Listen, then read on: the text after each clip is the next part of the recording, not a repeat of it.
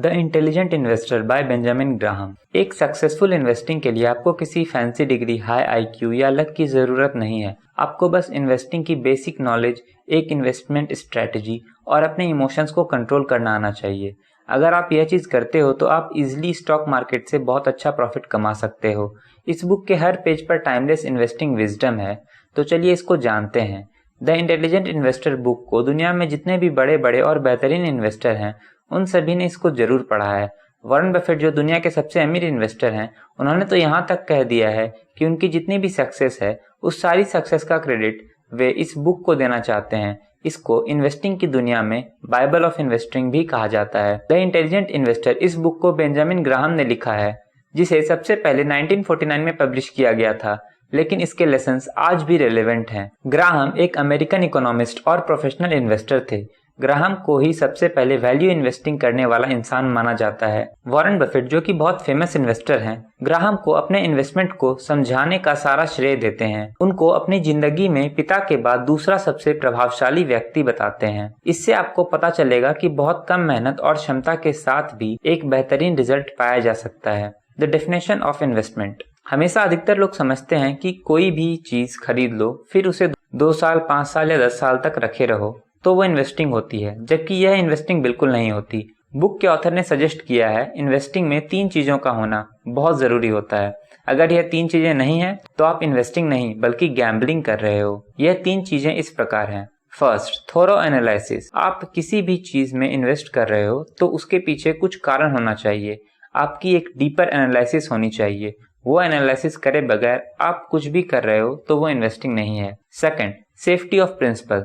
जो पैसे आप लगा रहे हो वह पैसे सुरक्षित होने चाहिए। ऐसी बात उस इन्वेस्टिंग प्रोसेस में होनी चाहिए। जहां तक प्राइस की बात है तो वह तो रोज ही फ्लक्चुएट होता है, लेकिन साल या 6 महीने को देखें तो आपका लॉस नहीं होना चाहिए। मतलब आप जो पैसे लगा रहे हैं वह सेफ होना चाहिए। Third, adequate return. आपको इन्वेस्ट किए गए अमाउंट पर सफिशिएंट रिटर्न भी मिलना चाहिए, यानी कि जो रिटर्न आपको फिक्स्ड एसेट में मिल सकता है उससे 5% ज्यादा मिलना चाहिए। जैसे कि अगर आपको एफडी के ऊपर 7% का रिटर्न मिल रहा है, तो अगर आप इक्विटी में इन्वेस्ट कर रहे हैं तो उस पर 12% का रिटर्न मिलना चाहिए। अगर यह 3 चीजें आपके इन्वेस्टमेंट में शामिल है तो इसे ही सही इन्वेस्टिंग कहा जा सकता है। अगर यह 3 चीजें नहीं है तो उसे स्पेकुलेशन या गैम्बलिंग बोला जाता है, जिसमें आप तुक्का मार रहे हो कि मैंने इस कंपनी का शेयर ले लिया है, शायद यह शेयर चल जाए। Concept of mister market. Benjamin ने स्टॉक मार्केट को एक इंसान की तरह माना है जिसका नाम वह मिस्टर मार्केट रखते हैं, जो आपको रोज शेयर का प्राइस पेश करता है कि आज यह शेयर 100 रुपए में ले लो, तो कभी बोलता है 110 में ले लो, तो कभी 50 में ले लो। वह कहते हैं कि मिस्टर मार्केट रोज आपके सामने किसी कंपनी का शेयर किसी खास प्राइस पर आपके सामने रखता है। वह कहते हैं कि मिस्टर मार्केट अधिकतर समय सही नहीं होता है, यानी कि 60% से 70% किसी कंपनी का प्राइस सही होता है, लेकिन कभी कभी मिस्टर मार्केट इमोशनल प्रॉब्लम में पड़ जाते हैं। इसी के कारण वह कभी बहुत सस्ता प्राइस आपके सामने रखते हैं या फिर कभी बहुत महंगा प्राइस आपके सामने रखते हैं। यहीं पर आपको सही डिसीजन लेना है। अगर आपने सही डिसीजन लिया तो आपको उससे बढ़िया रिजल्ट मिलेंगे। जहां आपने गलती की तो उसके खराब रिजल्ट्स मिलेंगे। ग्राहम का सजेशन है कि जब मिस्टर मार्केट बहुत पेसिमिस्टिक या निराशावादी हो तो आपको खरीदना चाहिए, यानी जब मार्केट में बहुत ज्यादा गिरावट हो तो आपको खरीदना चाहिए। वहीं जब मिस्टर मार्केट बहुत ऑप्टिमिस्टिक या आशावादी हो तो आपको नहीं खरीदना चाहिए, तब आप बेचिए।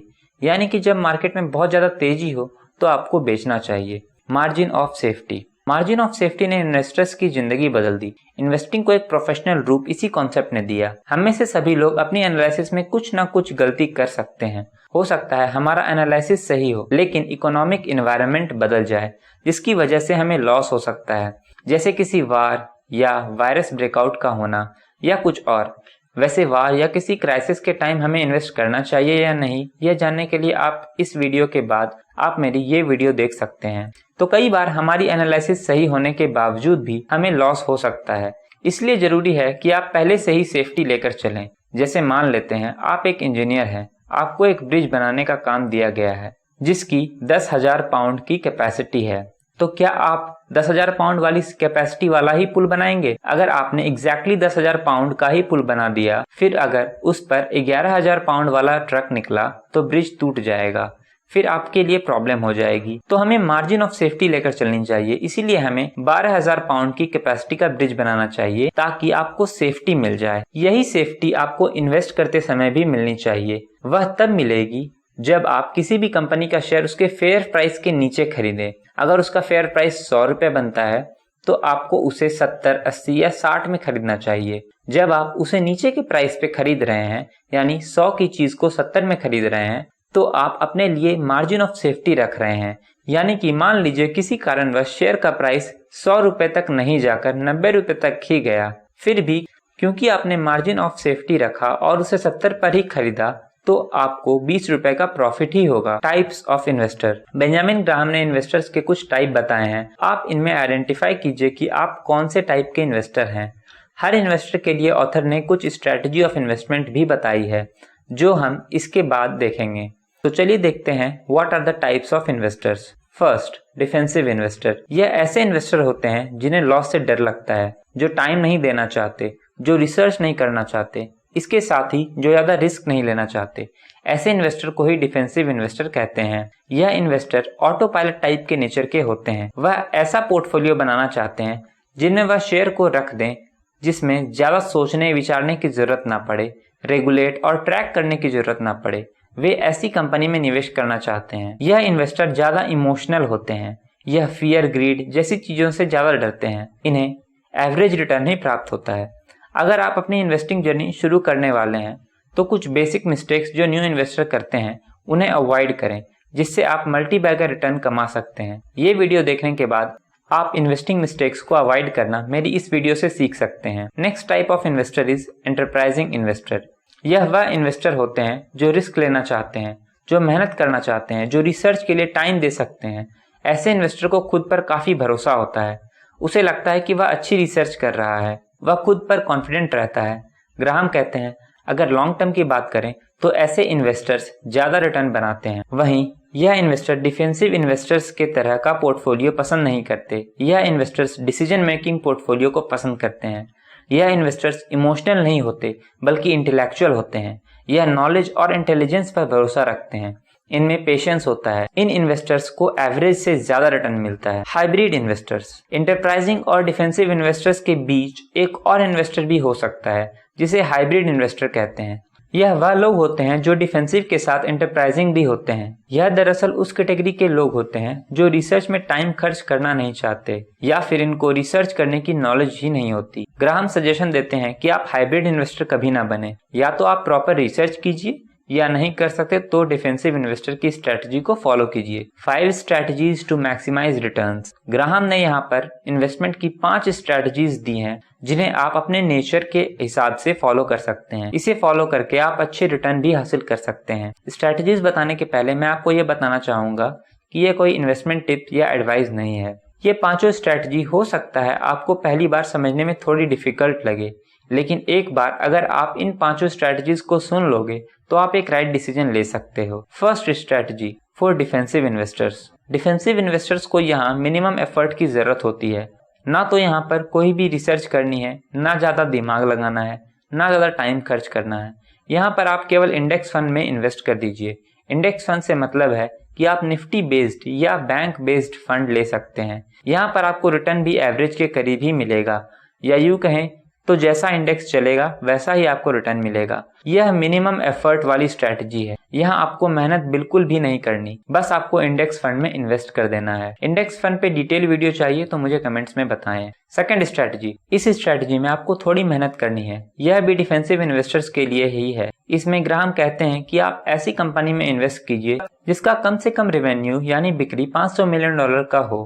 अगर इससे कम रेवेन्यू है तो इन्वेस्ट मत करिए। उस कंपनी के पास करंट लायबिलिटीज के 2 गुने करंट एसेट्स होने चाहिए। उस कंपनी की लॉन्ग टर्म बोरोइंग उसके नेट करंट एसेट्स से कम होनी चाहिए। वह कंपनी पिछले 10 साल में लगातार प्रॉफिटेबल होनी चाहिए। ऐसा ना हो कि वह बीच में एक आधा साल लॉस में रही हो। वह कंपनी पिछले 10 सालों से लगातार डिविडेंड पे कर रही हो। इसके साथ ही वह कंपनी ऐसी होनी चाहिए जो अपना मिनिमम EPS 10 साल के आधार पर 1/3 बढ़ा लेती हो, यानी कि 10 साल के अंदर 33 से 35% की ग्रोथ दे देती हो। ऐसी कंपनियों में भी आप इन्वेस्ट कीजिए तो ज्यादा से ज्यादा 15 टाइम्स ऑफ अर्निंग के ऊपर मत करिए, या वह अपनी बुक वैल्यू के 1.5 टाइम्स के नीचे चल रही हो तभी इन्वेस्ट करिए। इस स्ट्रेटजी का जब आप पोर्टफोलियो बनाएंगे तो आपको मिनिमम 10 और मैक्सिमम 30 स्टॉक्स रखने चाहिए। थर्ड स्ट्रेटजी, यह स्ट्रेटजी उन्होंने एंटरप्राइजिंग इन्वेस्टर के लिए बनाई है। यहाँ पर रिस्क थोड़ा ज्यादा होता है, इसके साथ रिसर्च वर्क भी ज्यादा होता है। यहाँ पर आप उन कंपनियों में इन्वेस्ट कीजिए जिनके करंट एसेट्स कम से कम 1.5 टाइम्स करंट लायबिलिटीज से ज्यादा हो। इन कंपनियों का करंट डेट करंट एसेट्स से 1.1 टाइम्स से ज्यादा नहीं होना चाहिए, यानी अपने करंट एसेट्स के मुकाबले 110% से ज्यादा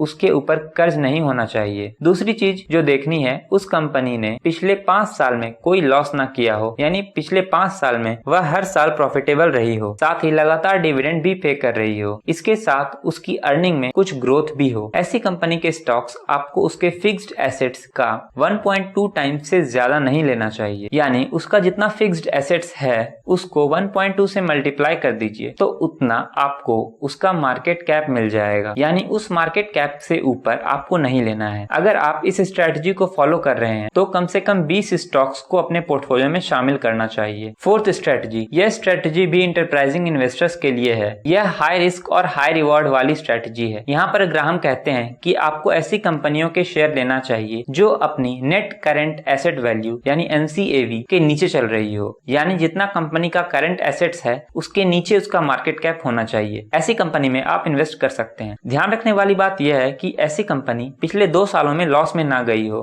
कम से कम पिछले 2 साल उसके प्रॉफिटेबल होने चाहिए। क्योंकि यह एक रिस्की स्ट्रैटेजी है, इसलिए आपको कम से कम 30 स्टॉक्स को अपने पोर्टफोलियो में शामिल करना चाहिए ताकि आपका रिस्क कम हो और आपका पोर्टफोलियो भी ज्यादा डाइवर्सिफाइड हो। Fifth strategy, for situational investing, यह सिचुएशनल इन्वेस्टिंग वाली स्ट्रेटजी है। यहाँ पर आपको रेगुलर रिसर्च नहीं करनी है, बस कुछ सिचुएशंस पर नजर रखनी है। ऐसी सिचुएशंस जैसे कि किसी छोटी कंपनी को कोई बड़ी कंपनी खरीद रही हो। ऐसी डील जनरली प्रीमियम प्राइस पर होती है, तो ऐसे में छोटी कंपनी के शेयर्स अक्सर बढ़ते हैं, तो आप ऐसी छोटी कंपनियों के शेयर्स ले सकते हैं। कोई ऐसी कंपनी जो किसी लीगल ट्रबल में फंसी हो, किसी ऐसी कानूनी समस्या में जो कि टेम्पररी हो, जो सॉल्व हो सकती है, ऐसी कंपनी के स्टॉक्स भी आप ले सकते हैं। ऐसी कंपनी जो स्निप ऑफ यानी कि वैल्यू अनलॉकिंग कर रही हो, सब्सिडियरी कंपनी को लिस्ट कराकर, ऐसी सिचुएशन में भी आप इन्वेस्ट कर सकते हैं। ग्राहम कहते हैं कि आपको सिचुएशनल इन्वेस्टिंग कम करनी चाहिए। आपके पोर्टफोलियो में मैक्सिमम 2 से 4 स्टॉक्स ऐसे होने चाहिए। इस स्ट्रैटेजी को आपको अकेले फॉलो नहीं करनी है, यानी कि आप सिर्फ सिचुएशनल इन्वेस्टिंग ही लें, ऐसा आपको नहीं करना है। इस स्ट्रैटेजी को आप किसी दूसरी स्ट्रैटेजी के साथ कंबाइन करके ले सकते हैं। ग्राहम ने इसके अलावा एक अहम बात की है कि आप जब भी शेयर खरीदें तो आपकी सोच एक बिजनेस ओनर के जैसे होनी चाहिए। अगर आप इन्वेस्टमेंट को बिजनेस पार्टनर के तौर पर लेंगे तो आपको इसके बहुत अच्छे रिजल्ट्स मिलेंगे। अगर आप ऐसा नहीं सोचेंगे तो आपको अच्छे रिजल्ट्स नहीं मिलेंगे।